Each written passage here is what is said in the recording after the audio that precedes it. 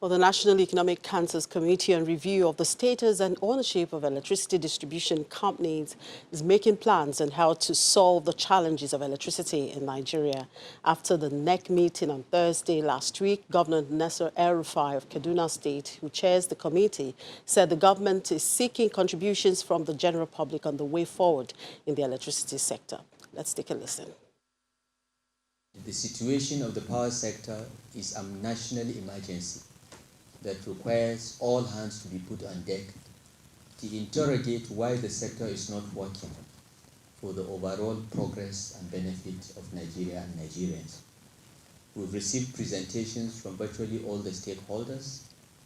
We came to NEC to ask that we co-opt the Association of Electricity Distribution Companies in Nigeria to be members of the committee, and the Association of Electricity Generating Companies in Nigeria, and NEC approved that.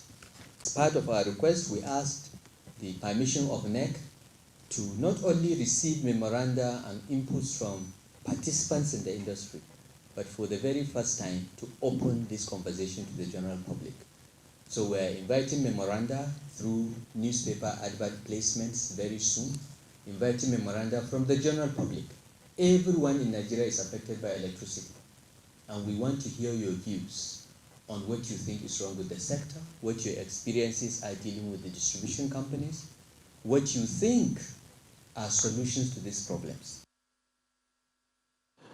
Nasir El-Rufai is the governor of Kaduna State. Well, joining me now is a player in the sector, a director at Eco Distribution Company, Mr. George Itomi.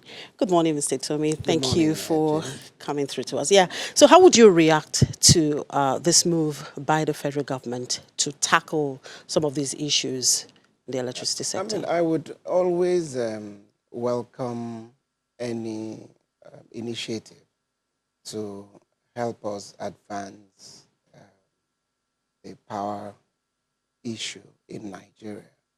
But I always say that we must do this within the context of the law, within the context of agreements and all that. The sector has been privatized, and there are clear parameters about how the operations are meant to go. A regulator is NEC. NEC issues us orders. We have a contract with the BPE. And whilst any initiative is most welcome, it should be done such that it does not appear that there is undue interference with the contracts that we have. I say this very advisedly because we've made mistakes in the past in this government, in this country, where a good desire to help solve a problem could actually end up creating problems of a legal nature. At this point, we, at least from the distribution end, we're hoping that there can be direct discussions with the Honorable Minister's Committee, with the investors, because these are Nigerians who've put in money. They've shown faith in the economy. They need every support they can get. But the feeling that their assets will be expropriated is also very worrying. And I think we should not begin to pitch the populace against Nigerians who've honestly put in their money. It's not easy. Many of us have the shirts, our last shirts on our back. We're indebted heavily to banks. And if you look at the origins of why this problem is, it's just basically because the government has not kept faith with its own end of the privatization agreement. If any investor was told at the beginning that there would not be cost-reflective tariffs, I can assure you nobody would put their money in this business. Is that the reason why we haven't seen any changes in the electricity sector since this privatization was done? I wouldn't agree with you that there are no changes. I mean, as I always say, if you're 100 feet below the ground and you're working hard to come up and you're 50 feet up, nobody would know you've done 50% of the job because you're not at the surface. This thing was never going to happen overnight. Privatization didn't simply mean... But this seems to be taking too long. We keep talking about no electricity and all sorts. It's a patient journey. You know, many of us who've been around, we saw the banking revolution. It didn't, your ATMs and your magic banking didn't start overnight. You saw telecommunications. You don't have what you have overnight. These things, they evolve. Unfortunately, we are not a very patient lot. We just expect it in privatized, so it should happen. Under the privatization agreement, there were clear parameters. Allow for cost-reflective tariffs. The government should pay its debts. The MDAs are not paying until today. There was still supposed to be a subsidy element of about 100 billion a month. This is to recognize that in spite of the privatization, you needed to give support to the value chain, because this was a Delhi model that we took over from. And then you needed to guarantee a minimum 5,000 megawatts of electricity. None, as I speak to you, has occurred. Then on the other side of the spectrum, the distribution companies were meant to meter their customers. They gave them metering targets over a period of time. They were meant to reduce their aggregate technical, commercial, and collection losses and all that. Now, the argument that's going back and forth is that you have not been able to meet these targets.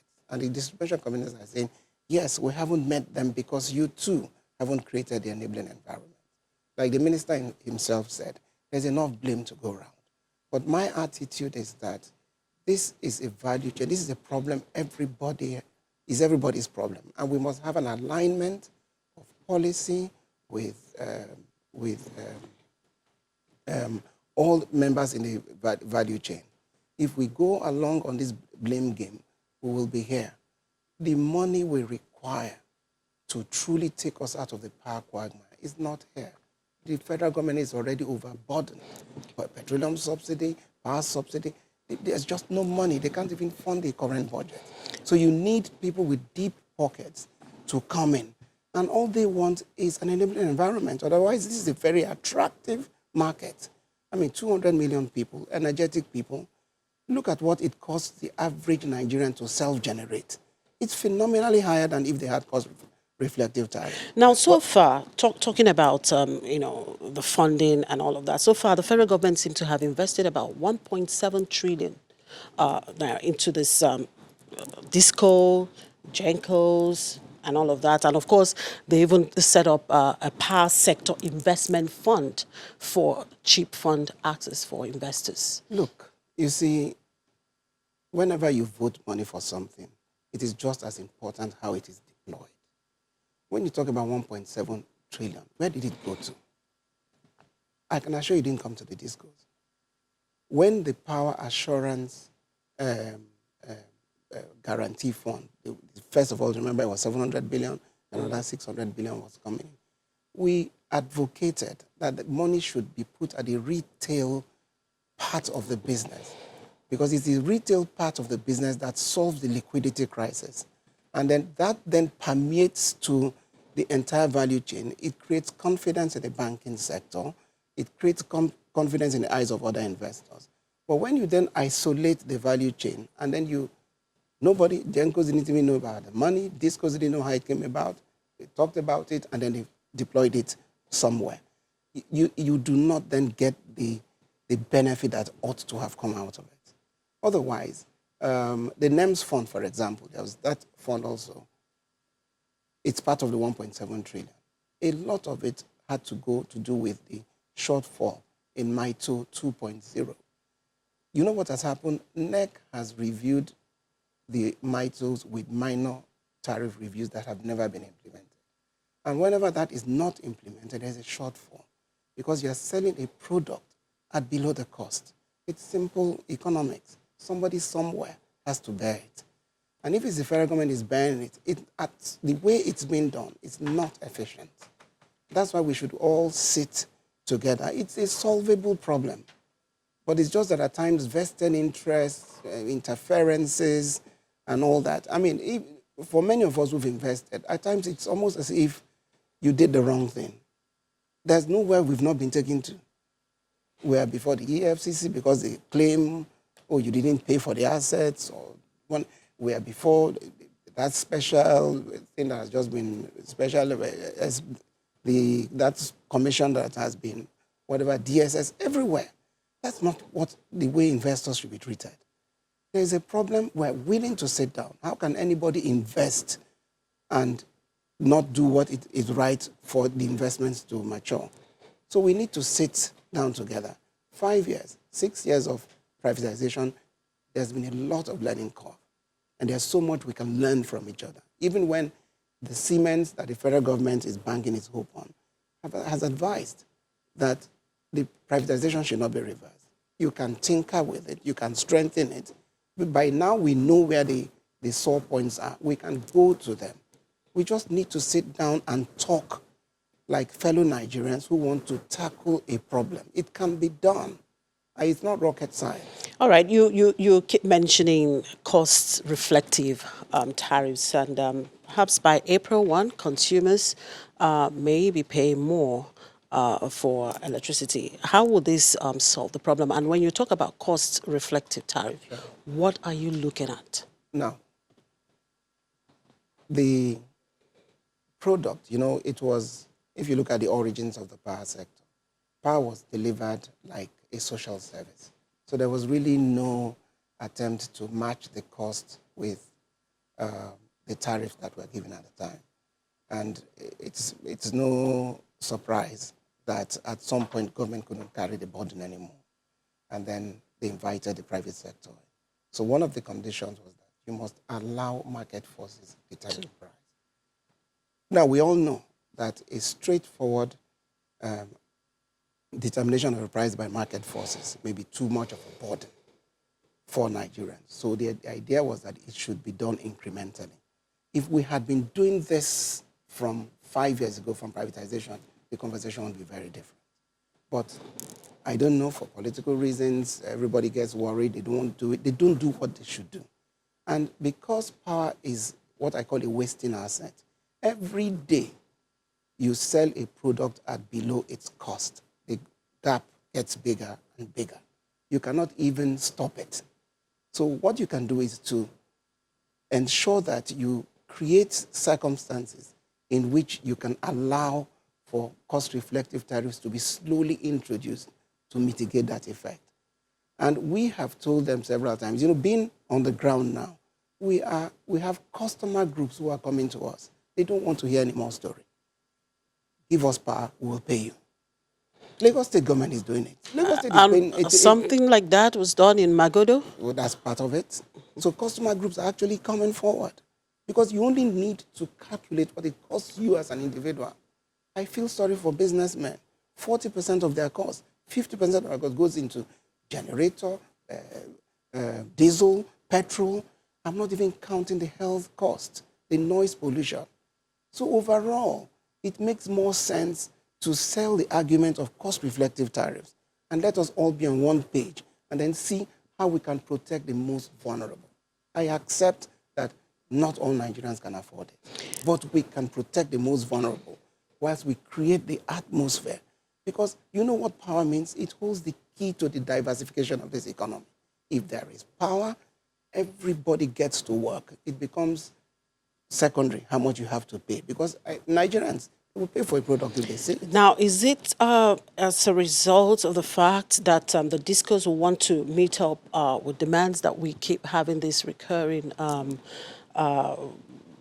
high, the issue of high tariff and estimated billings? No. Understand how the tariff structure works.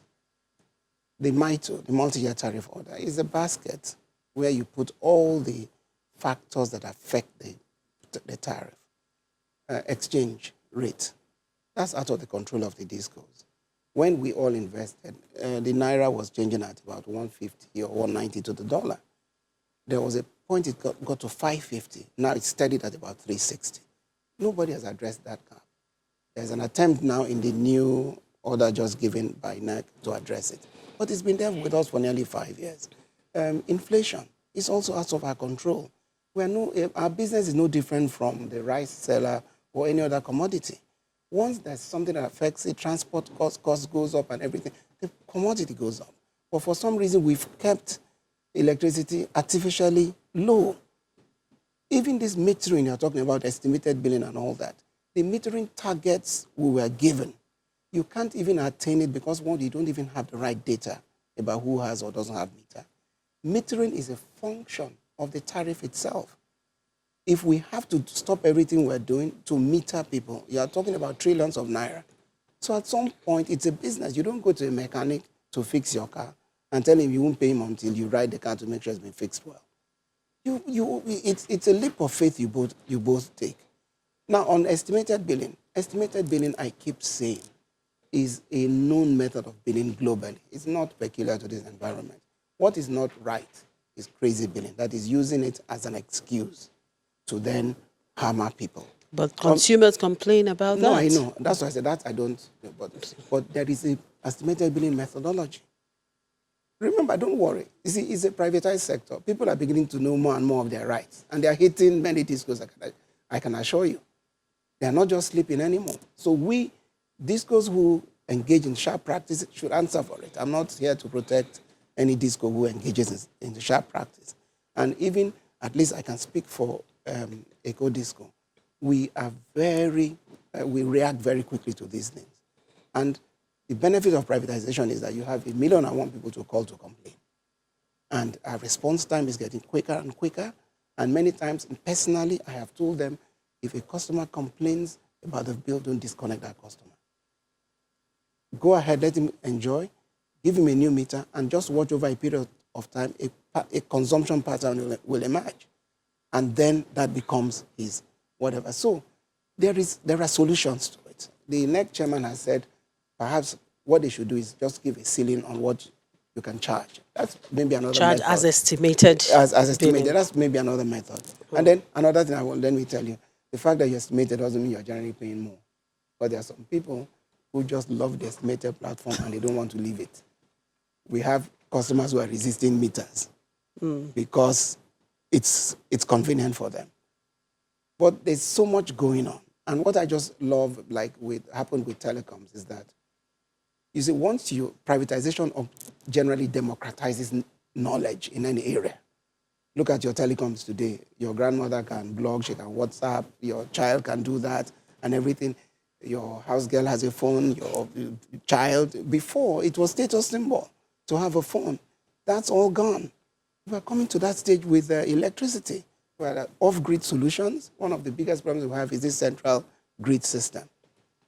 Mini grids will come in. Already I know communities who are signing with people for off-grid solutions. Solar is coming in. There are alternative renewable sources of energy. So we must just let this market go. Right. I'm not even making case for any disco. Any disco that doesn't reform itself will die. All right, just before I let you go, there's this report that discos are rejecting power from generating companies. Is that correct? Well, you know, it's not as simple and straightforward as it looks. You know, many discos do not have a say as to where their power goes. So there are times when they want to give us power. And we say, look, give power to an area that gives me money. But to balance the grid, that's why I worry about this central grid. They said, no, some must go here. And those are times some discos say, no, I don't want power, I'm rejecting. That's what they're calling rejection. But then to get the full story right, many discos also need to improve on their network, which is the whole idea of the Siemens thing, to make your networks more robust. So at least the nearly 5,000 to 7,000 megawatts they say is there can be properly evacuated. But we cannot do this without also a robust transmission. So that is another part of the story. It's still 100% government. It needs to be also tackled. All right, let's just hope we get it right. I'm waiting for that day when Nigeria will get it right in electricity. We'll get it. Thank you, Mr. Tomi. George A. Tomi is one of the directors at Eco Distribution Company. We'll take a break, and when we come back, we'll look at the trading day. Just stay with us.